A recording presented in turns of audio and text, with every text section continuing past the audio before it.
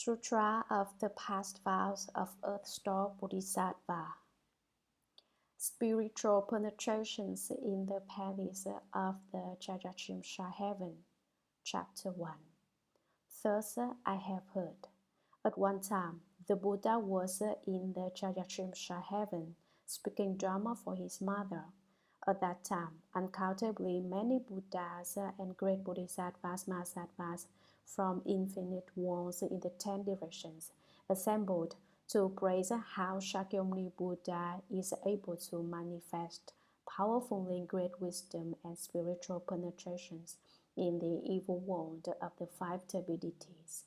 They lauded how he regulates and subdues the obstinate beings so that they can learn what causes suffering and what brings bliss.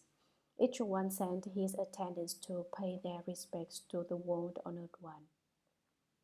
At that time, the first common smiled and emitted billions of great light clouds. There was the light cloud of great fulfillment, the light cloud of great compassion, the light cloud of great wisdom, the light cloud of great prajna, the light cloud of great samadhi, the light cloud of great auspiciousness, the light cloud of great blessings, the light cloud of great merit, the light cloud of great refuge, the light cloud of great praise. After emitting indescribably many light clouds, he also uttered many wonderful subtle sounds. There was the sound of Dana Paramita, the sound of Shila Paramita, the sound of Shanti Paramita, the sounds of Virya Paramita, the sounds of Dhyana Paramita, and the sounds of Prana Paramita. There was a sound of compassion, the sound of joyous giving, the sound of liberation, the sound of no outflows, the sound of wisdom, the sound of great wisdom, the sound of the lion's roar, the sound of the great lion's roar, the sound of thunder clouds, and the sound of great thunder clouds. After he had uttered indescribably many sounds, countless millions of gods, dragons, ghosts, and spirits from the Saha world and other worlds also gathered in the palace of the Trayastrimsha Heaven. They came from the heaven of the four kings, the Trayastrimsha Heaven, the Suyama Heaven, the Tushita Heaven, the Blissful Transformations Heaven, and the heaven of comfort gained through others' transformations. They came from the heaven of the multitudes of Brahma, the heaven of the ministers of Brahma, the heaven of the great Brahma Lord, the heaven of blessed light, the heaven of limitless light, the heaven of light sound, the heaven of lesser purity, the heaven of limitless purity, and the heaven of universal purity. They came from the birth of blessings heaven, the love of blessings heaven, the abundant fruit heaven, the no thought heaven, the no affliction heaven, the no heat heaven, the good views heaven, the good manifestation heaven, the ultimate form heaven, the Maheshvara heaven, and so forth up to the heaven of the station of neither thought nor non-thought. All those groups of gods, dragons, ghosts, and spirits came and gathered together.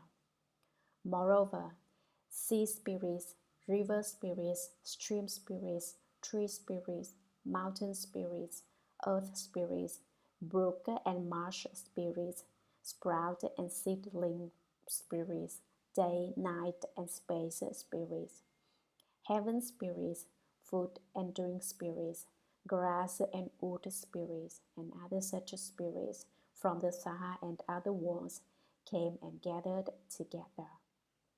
In addition, all the great ghost kings from the Saha and other worlds came and gathered together.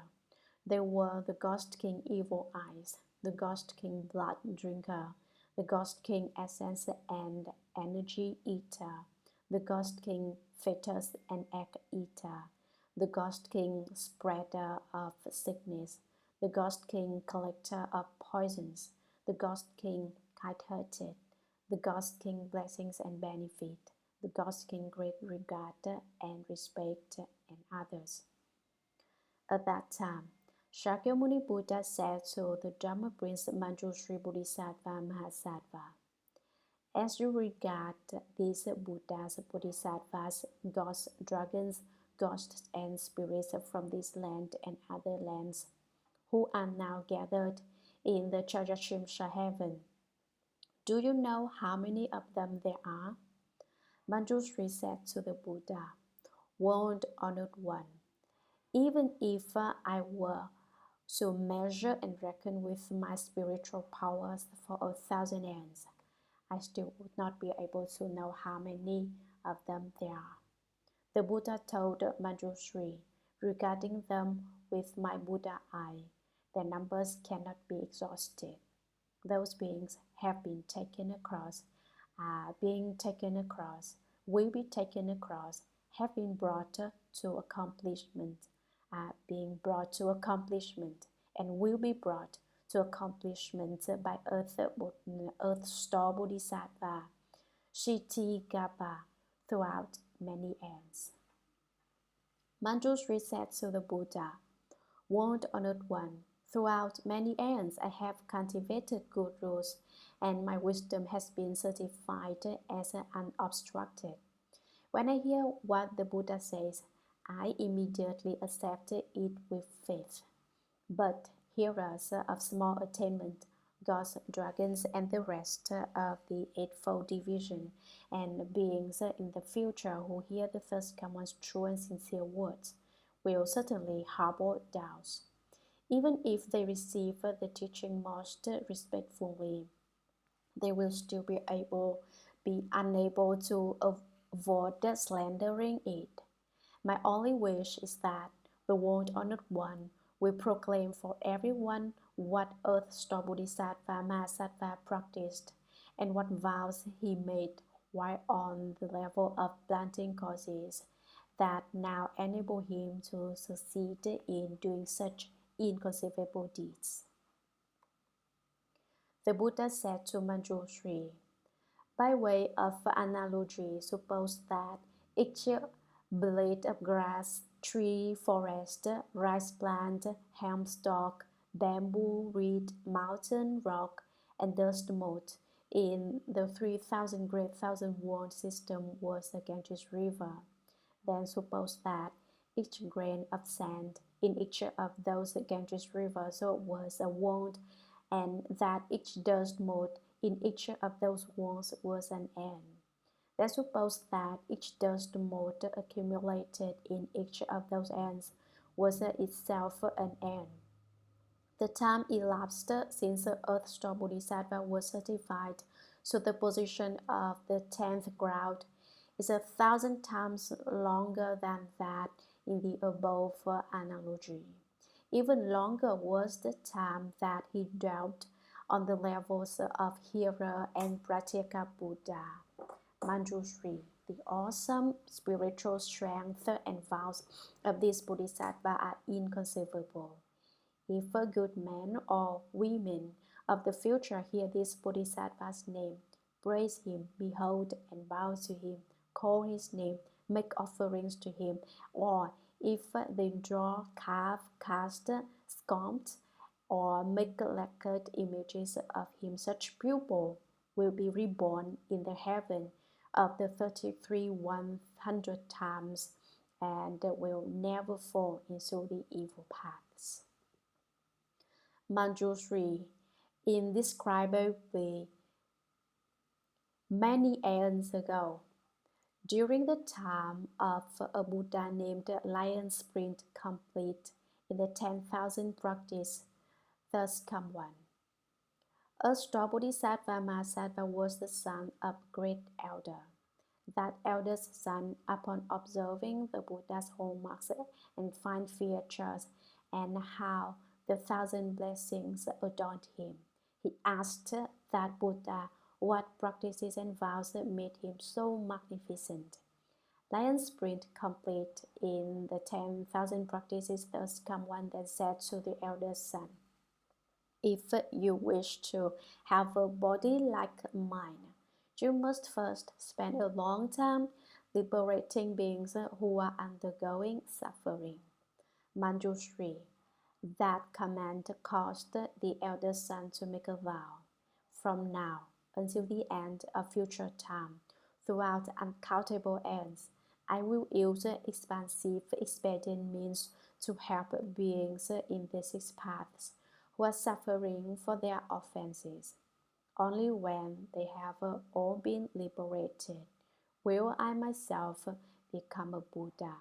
From the time he made that great vow in the presence of that Buddha until now, hundreds of thousands of nayutas of inexpressibly many ends have passed, yet he still is a Bodhisattva. Another time, inconceivable as Samkhya eons ago, there was a Buddha named Enlightenment, Flower, Samadhi, Self-Mastery, King, First Come One. That Buddha's lifespan was the 400 billion Samkhya eons. During his Dharma image age, there lived a Brahman woman endowed with ample blessings from previous lives, who was respected by everyone. Whether she was walking, standing, sitting, or lying down, God surrounded and protected her. Her mother, however, embraced a daring faith and often slighted the triple jewel. The worthy daughter made use of many experiences in trying to convince her mother to hold the right views, but her mother never totally believed. Before long, the mother's life ended and her consciousness fell into the relentless hell. When her mother's life ended, the Brahman woman, knowing that her mother had not believed in cause and effect while alive, feared that her karma would certainly pull her into the evil paths. For that reason, she sold the family house and acquired many kinds of incense, flowers, and other gifts. With those, she performed a great offering in that Buddha's stupas and monasteries. She saw an especially fine image of the first common enlightenment flower samadhi self-mastery king in one of the monasteries.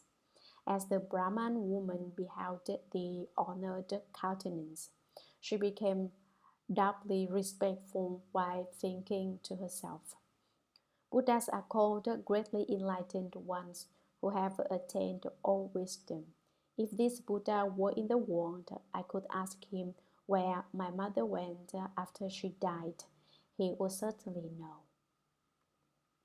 The Brahman woman wept for a long time as he gazed longingly upon the first come one. Suddenly, a voice in the air said, "O weeping worthy woman, do not be so sorrowful. I shall now show you where your mother has gone." The Brahman woman placed her palms together as she addressed the space, saying, "Which virtuous divinity is comforting me in my grief? Ever since the day I lost my mother, I have held her in memory day and night, but there is nowhere I can go to ask about the realm of her rebirth." The voice in the air spoke to the woman again. "I am the one whom you behold and worship, the former enlightenment flower samadhi self-mastery king first come one. Because I have seen that your regard for your mother is double that of ordinary beings, I have come to show you where she is." The Brahman woman suddenly launched toward the voice she was hearing and then fell, injuring herself severely.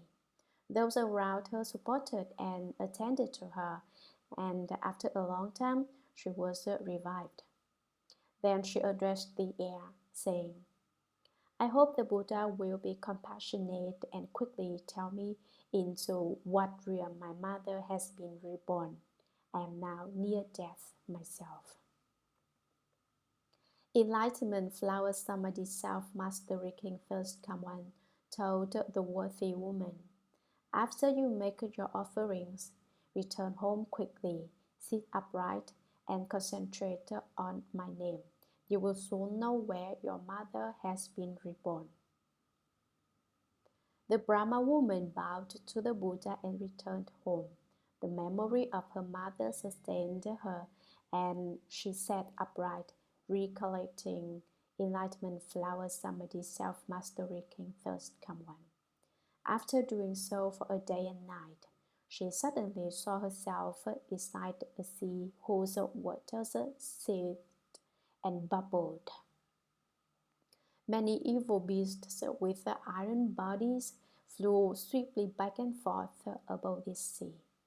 She saw billions of men and women bobbing up and down in the sea, being fought over, sad, and eaten by the evil beasts. She saw yakshas with different shapes.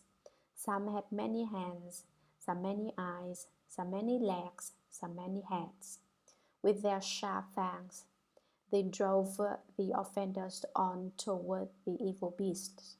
Or the yakshas themselves set the offenders and twisted their heads and feet together into shapes so horrible that no one would dare even look at them for long.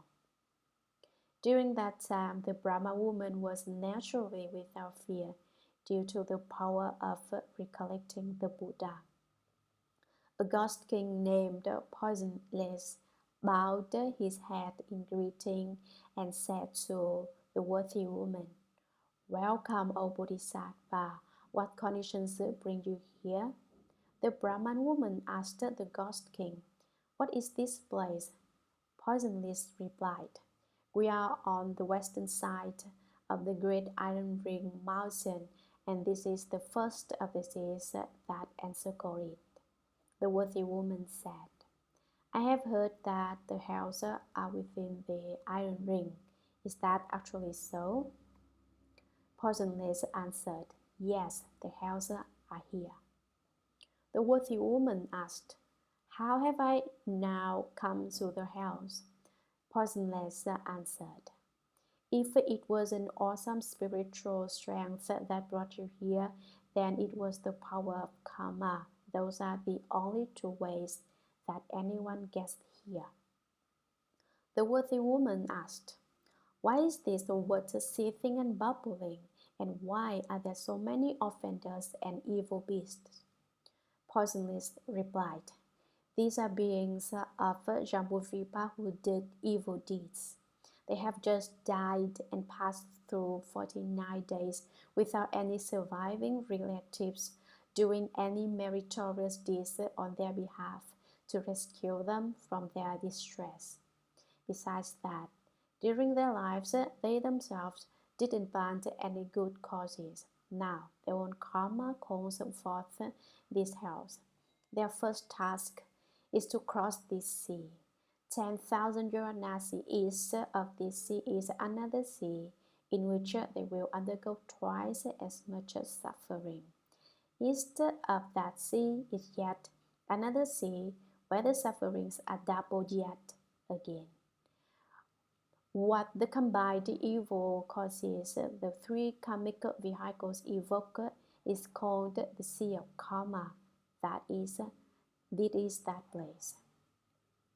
The worthy woman asked the ghost king Poisonless, "Where are the hells?"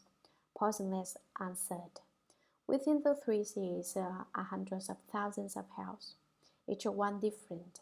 18 of those are known as the great hells. 500 subsequent ones inflict limitless cruel sufferings. Following those are hundreds of thousands that inflict limitless suffering, limitless further sufferings." The worthy woman again questioned the great ghost king. "My mother died recently, and I do not know where he has gone." The God's king asked the worthy woman, when the Bodhisattva's mother was alive, what habits did she have? The worthy woman replied, my mother held different views and ridiculed and slandered the triple jewel.